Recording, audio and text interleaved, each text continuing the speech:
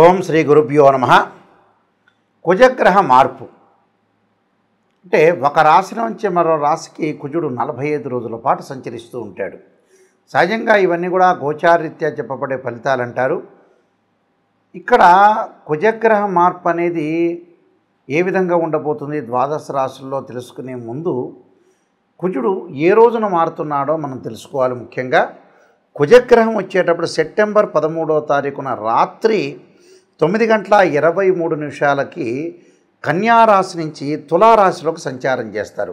అంటే ఎప్పటివరకు అక్టోబర్ 27వ తారీఖున మధ్యాహ్నం 3:42 వరకు కూడా కుజుడు శుక్రక్షేత్రమైన తులారాశిలో సంచారం చేయడం జరుగుతుంది. అంటే సుమారుగా రమారమి 45 రోజుల పాటు ఉంటాడు. అంగారగ్రహం యొక్క కారకత్వాలు మనం తెలుసుకోవాలిగా ముందు.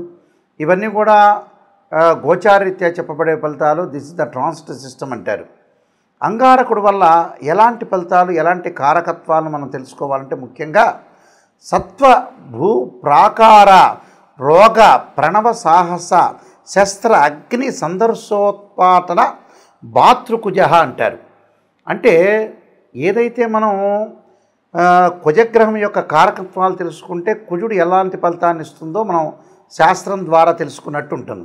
అంటే భూ సంబంధమైన వ్యవహారాలు, అలానే కోర్టు, రియల్ ఎస్టేటు, అన్నదమ్ముల మధ్యలో సమస్యలు, కోర్టు, రక్షణ శాఖ, న్యాయవాదులు, జడ్జీలు, అలానే శారీరక సంబంధాలు, కెమికల్ కంపెనీసు, అలానే మార్కెటింగు, భూమి, ఇండ్ల నిర్మాణము, న్యాయ వ్యవస్థ, రక్షణ భటులు, అలానే మేస్త్రీ పనులు, యంత్ర సామర్థ్యము, యంత్ర సంబంధమైన విషయాల్లో కానీ మెకానికలు, రోగాలు, శస్త్రచికిత్సలు, అగ్ని భయాలు, ఇవన్నీ కూడా తెలిపేది ఏంటంటే అంగారగ్రహం.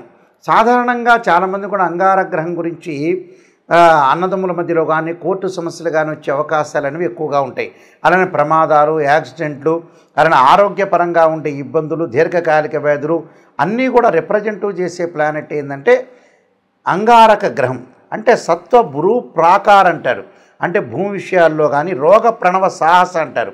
అంటే రోగాల విషయంలో కానీ సాహసాలు చేయటంలో కానీ శస్త్ర అగ్ని భయాలు అంటారు. అంటే శస్త్రచికిత్సలు కానీ అగ్ని సంబంధించిన భయాలు కానీ అలా సందర్శన ఉత్పాటన అంటే ఏదైనా సరే మన ఉత్పాతాలు అంటే భయాలు కానీ ప్రమాదాలు కానీ జరగటం ఒకటి. అలానే భాతృ కుజహ అంటారు. అంటే భాతృక కుజహ అంటే ఏంటంటే అన్నదమ్ముల మధ్యలో గొడవలు కానీ కోర్టు సమస్యలు కానీ ఇవన్నీ కూడా రాకుండా ఉండటానికి రావటానికి కూడా మంచి స్థానంలో ఉంటేనేమో రాదు, చెడ్డ స్థానంలో కుజుడు అశుభ స్థానంలో ఉంటే కుజుడి యొక్క దోషం అనేది బాగా ఏర్పడుతుంది అని అర్థం. అలానే ఇవన్నీ కూడా జన్మజాతకాన్ని బట్టి అనుసరించేవి కావు. జన్మజాతకం వేరు, గోచారం వేరు. గోచారం ఎప్పుడు కూడా 20% అనేది ఉంటుంది. అలానే బర్త్ చార్ట్ అనేది 80% ఉంటుంది. ఎందుకు గోచారం గురువుగారు చూస్తున్నారంటే ఎంతో కొంత మన అదృష్టం అనేది కొంత ఆవగించంతన్నా ఉండాలి కదా అనే విషయంలో గోచారం కూడా ఒక్కొక్కప్పుడు సపోర్ట్ చేస్తుంది. కాబట్టి ప్రతి వాళ్ళు కూడా గోచారరీత్యా ఫలితాలని చెప్పే అవకాశం ఇది ఒకటి ఉంటుంది. కాబట్టి కుజుడు తమ రాశి నుంచి 3, 6, 11 స్థానాల్లో సుఫలితాన్ని ఇచ్చే అవకాశం అనేది ఒకటి ఉంటుంది. కాబట్టి కుజుడు యొక్క ప్రభావం అనేది ద్వాదశ రాశుల మీద ఏ విధంగా ఉందో ఒక్కసారి మనం పరిశీలన చేద్దాం. ద్వాదశ రాశుల్లో ముఖ్యంగా 9వ రాశి ధనస్సు రాశి. ధనస్సు రాశి వాళ్ళకి అంగారగ్రహం యొక్క మార్పు ఎలా ఉంది అంటే పంచమ రాశ్యాధిపతి అయిన కుజుడు అలానే వ్యయాధిపతి అయిన కుజుడు లాభస్థానంలో ఉంటాడు. అంటే లాభస్థానంలో ఉంటే చాలా మంచిదే. లాభస్థానంలో ఉంటే ఏంటంటే సహజంగా శుక్రక్షేత్రంలో ఉండటం వల్ల కుజుడికి శుక్రుడు సముడవుతాడు, శుక్రుడు కుజుడికి సముడవుతాడు. అందువల్ల ఈ శుక్రక్షేత్రంలో ఉండటం వల్ల ఎలాంటి లాభాలు కలుగుతాయి? ఆరోగ్యమర్థ లాభంచ అంటాడు. అంటే ఆరోగ్యము అలానే లాభం కలుగుతుంది. ఆరోగ్యమర్థ లాభంచ సంతోషం వస్త్ర లాభాకృత్ అంటారు. అనగానే వస్త్రాలు కొనుగోలు చేయటం, లాభాలు కలగటం, సంతోషంగా ఉండే అవకాశాలు కూడా ఉంటాయి. అంటే యత్నకార్య అనుకూల్యం జరుగుతుందట అక్కడ. అంటే యత్నకార్య అనుకూలత్వం అంటారు. అలానే ధైర్యం అంటే ధైర్యం కలుగుతుందట. ధైర్యం ఏకాదశే కుజహ అంటారు. అంటే ధైర్యం కలుగుతుంది. అంటే ఏకాదశ స్థానంలో ఉండటం వల్ల ఆరోగ్యమర్థ లాభంచ సంతోషం వస్త్రలాభం యత్ర కార్య అనుకూల్యత్వం ధైర్యం మేకాదశే కుజః అంటారు ఇక్కడ.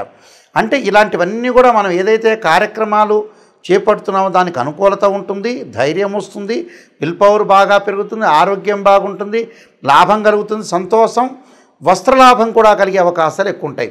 అంటే ప్రతి పనిలో కూడా ధైర్యంగా పాల్గొనటం, విజయం సాధించడం, కుటుంబంలో ఆరోగ్యము, ఆర్థిక లాభాలు, ధనధాన్య సంపత్తులు కూడా కలిగే అవకాశాలు ఎక్కువ ఉంటాయట. అంటే నూతన వస్త్రాలు కొనుగోలు చేస్తారు, ఆభరణాలు కొనుగోలు చేయటం, విద్యుత్ పరికరాలు, మిషనరీ వాహనాలు కొనుగోలు చేసే అవకాశాలు, రావాల్సిన బాకీలన్నీ కూడా వసూలు చేయటం, ఇవ్వని బాకీలు కూడా ఇచ్చే అవకాశాలు బాగా ఎక్కువగా ఉంటాయి. అంటే ఇవన్నీ కూడా వాళ్ళకి జరిగే అవకాశాలు ఎక్కువ ఉంటాయి. మొండి బాకీలు వసూలు జరుగుతాయి, కోర్టు సమస్యల పరిష్కారం జరుగుతాయి, పిత్రార్జితం కూడా బాగా కలిసి వచ్చే అవకాశాలు బాగా ఎక్కువ ఉంటాయి. అంటే ఇవన్నీ కూడా వాళ్ళకి కలిసి వచ్చే అవకాశాలు బాగా ఎక్కువ ఉంటాయి. కాబట్టి 11వ స్థానంలో కుజుడు కుటుంబంలో ఆరోగ్యాన్ని కూడా ఇస్తాడు. ఫ్యామిలీ పరంగా భార్యాభర్తలకు కానీ, పిల్లలకు కానీ, తండ్రి తల్లికి కానీ, అన్నదమ్ములకు కానీ, అక్కా చెల్లెళ్ళకు కానీ వీళ్ళందరికీ కూడా మంచి లాభాలు, ధనధాన్య సంపత్తులు కలిగే అవకాశాలు, ఆభరణాలు, బంగారు ఆభరణాలు కొనుగోలు చేస్తారట వీళ్ళు.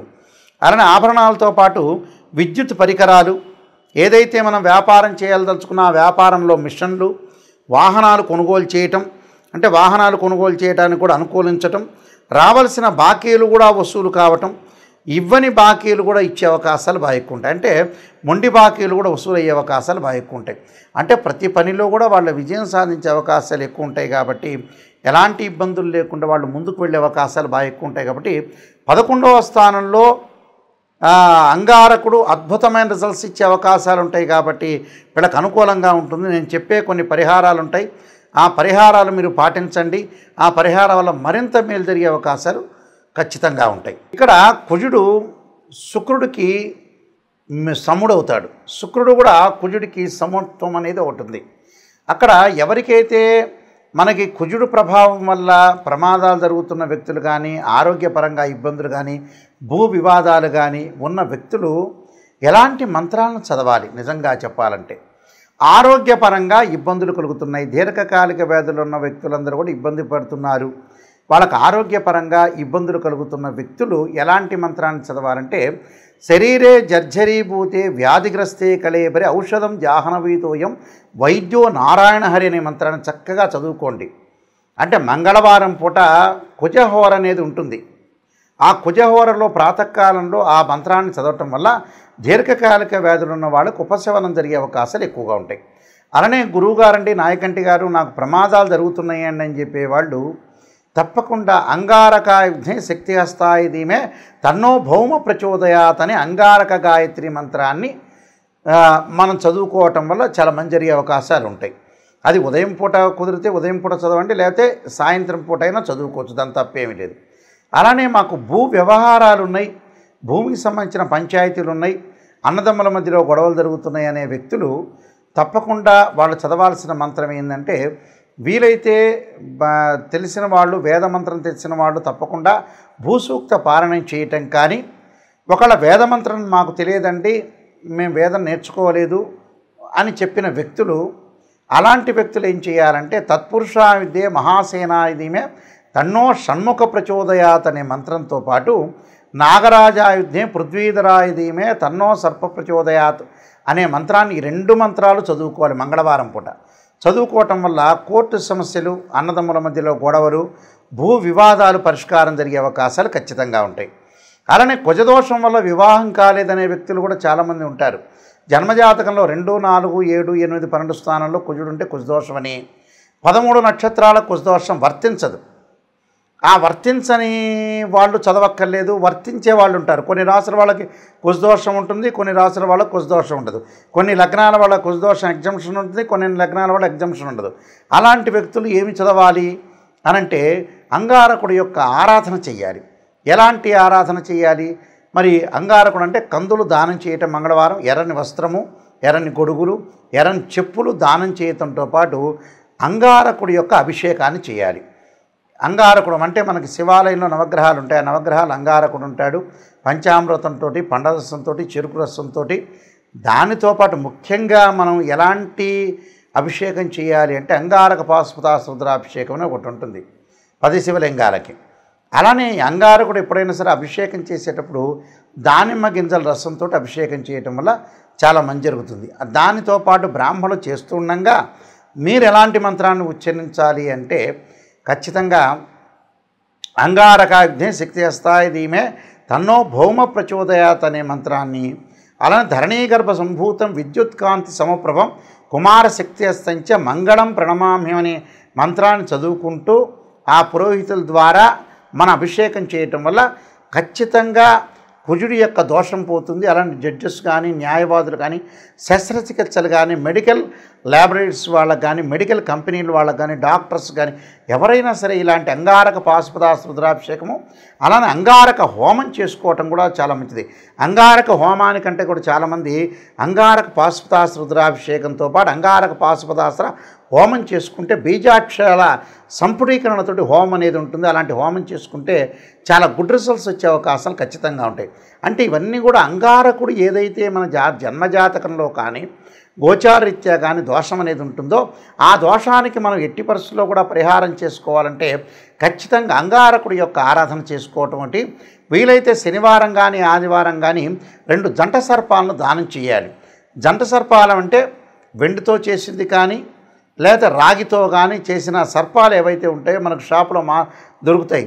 అలాంటి జంట సర్పాలని బ్రాహ్మణోత్తముల చేత పూజ చేసి ఒక బ్రాహ్మణ్ణి పిలిచి ఆయనకి వస్త్రదానము, గుడదానము, అలానే కందులు, దాంతోపాటు 2 జంట సర్పాలని, అలానే నెయ్యిని, ఆజ్యాన్ని దానం చేయటం వల్ల మనకి మంచి జరిగే అవకాశాలు ఎక్కువ ఉంటాయి. జీవితంలో కుజదోషం పోవడానికి మార్గం ఏమిటి అంటే ఇలాంటి వివాదాలు ఉన్న ఇళ్ళు కొనుగోలు చేయలేకపోతారు, ఇళ్ళు దగ్గరికి వచ్చేటట్టు వచ్చి లోన్లు రాలేకపోతుంటాయి, ఆ ఇంటి మీద ప్రమాదాలు, పొలాల యొక్క గొడవలు, పక్కింటి వాళ్ళతో ఎదుటి వాళ్ళతో గొడవలు, కాంపౌండ్ వాళ్ళ నుంచి గొడవలు, రియల్ ఎస్టేట్ రంగం సరిగా సాగని వాళ్ళు, కెమికల్ కంపెనీలు నడవని వాళ్ళు, ఇలాంటి వ్యక్తులను అగ్ని వల్ల భయం కలిగే వాళ్ళు, ఇలాంటివన్నీ శస్త్రచికిత్సలు చేసుకోలేని వాళ్ళు, ఆపరేషన్ నేను చేసుకోలేకపోతున్నాను భయం కలిగే వ్యక్తులు కూడా చాలామంది ఉంటారు.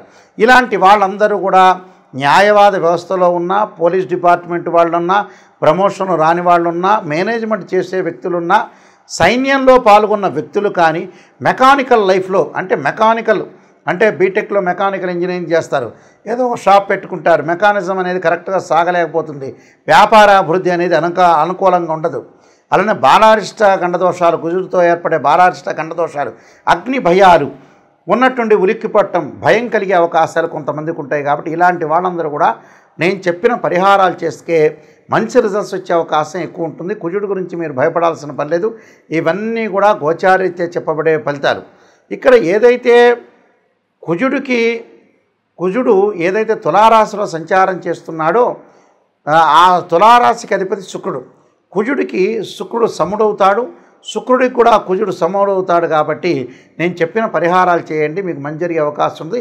అంగారగ్రహం యొక్క సుబ్రహ్మణ్య స్వామి యొక్క అనుగ్రహం మేరకు కలగాలని ఆశిస్తూ సర్వే జనా సుఖినో భవంతు.